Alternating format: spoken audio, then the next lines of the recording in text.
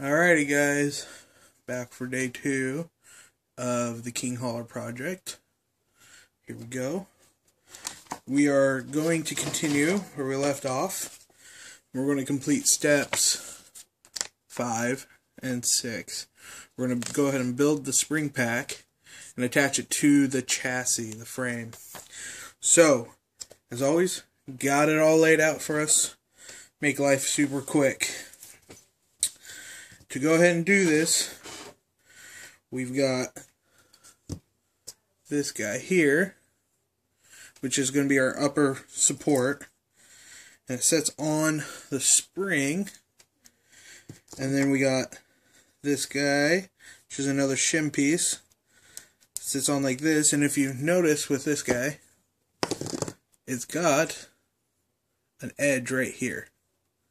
Let's see, focus.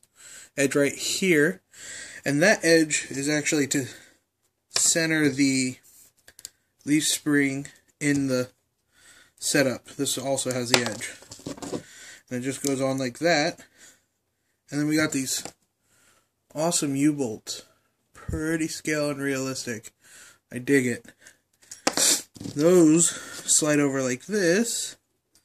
You notice the two plastic pieces are notched right here, so that the U-bolt just sits in there. And then you got a piece of metal, which is your mount, and two of these screw guys. If I can get it to go on. Okay, there's one.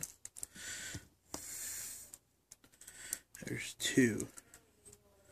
Again, these screws, these parts are not in the same bag, so you will be digging for them. Each spring's going to have two U-bolts. They cross over the spring, mount on, like so. It's pretty cool, scale, realistic. So if I get my hands to work. And then, as always, your trusty little T comes with the kit. I've got millions of them.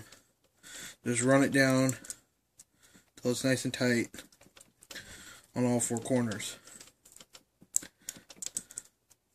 Make sure you do tighten it until you at least pass the nylock, because these bolts are nylock. So you get some locking ability. You don't have to use Loctite. Handy dandy feature. Alrighty. So there's one. I'm going to head do the other one. Try and do it quick. Or at least quicker.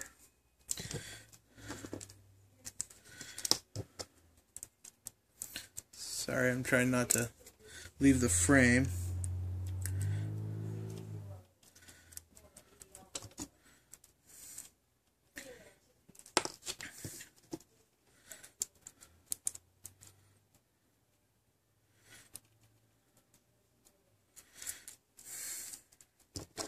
Get the other one on. And the other one is, of course, scale, realistic, totally awesome. So, get this put on like so, and wind it nice and tight.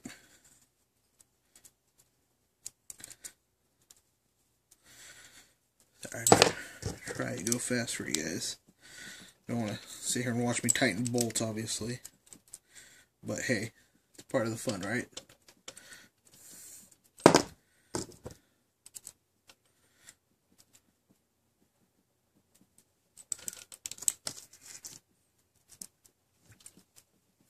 Nice and tight. Now, these are going to go like that on the truck. So, here's our truck. Okay, back half. Remember, we went ahead and put these rear mounts in for the suspension setup. And in order to do this, piece, you take this long 8x100, and you put one of these shims down it, slide your spring through it. As I say one of these shims, you guys don't know what I'm talking about. One of these shims, just a little bit of a spacer. It goes long screw, spacer through the plastic, upper piece, through this third hole. Like so. I know it looks upside down, but no, it is not. Third one in, your second one in, and a lock nut. Get that put on eventually.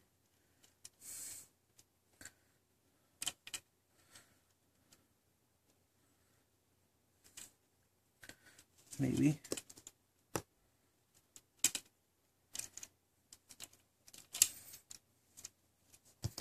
Try a different lock nut.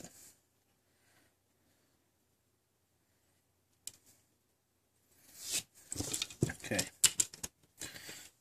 And just run that down tight. Again, no Loctite needed because these are nylocks.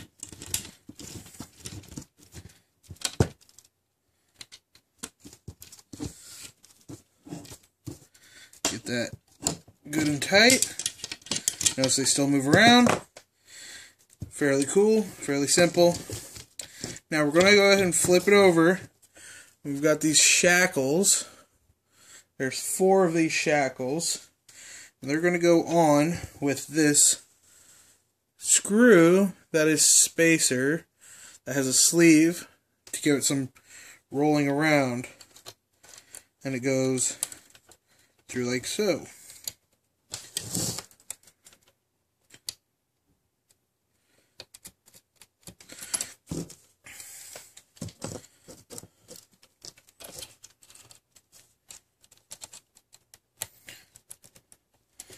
Run it down with your screw and your T. Make sure you're snug, and even with it tight, because of the sleeve, because of this collar, you're actually able to still spin it freely. So I'm going to go ahead and do the other 3 of these real quick, and I will be right back with you guys. Alrighty, we're back. I'm just finishing up this last one real quick. We'll show you the finished product and how yours should look as you're wrapping up steps 5 and 6 if you're building along in the book. So, alrighty. Notice that all of these move freely. Your shock, or your springs, move freely. And everything, so we'll get up nice close. Lighting's a little bad, sorry. See, that goes like that. And that one's like that.